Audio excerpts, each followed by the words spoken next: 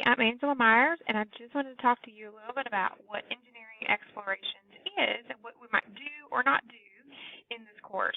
So the first thing you should know is that this is a year-long course. Okay, it is a higher level, a little more advanced elective, so it's only open to juniors and seniors, and that's really just because the math is a little more advanced, and we want to give everybody the opportunity to have that preparation first. So what are we going to do in engineering explorations? So we're going to talk a little bit about the branches of engineering. There's so many different types of engineering. And we're talking the different careers that you can have in engineering. We're going to go over there are 7 fundamental dimensions of engineering.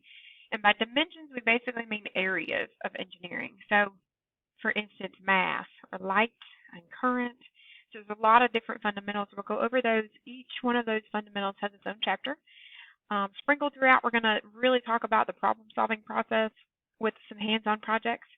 So, for example, in the last little bit, we've done the egg drop vehicle, we've built catapults, we had solar hot dog cookers. So I really try to pull in a lot of the hands-on and development process of that.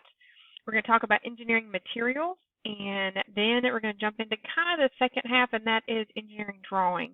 So once we go over those basics, I'll have you download FreeCAD, which is a computer drawing software, and then you're going to take everything you've learned in the drawing world and put it online in a 3D program. So really exciting stuff, and just gives you a really overall big picture view of what engineering might be.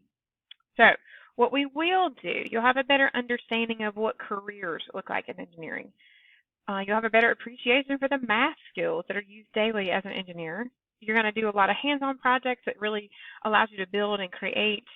And what you will not do, you will not leave engineering fundamentals thinking that engineering is easy. You will understand from a very fundamental stage that engineering is difficult. It is difficult, but it's necessary to make the world go round. So we look forward to having you in engineering and answer any questions that you might have. So any questions, just direct them back to my email.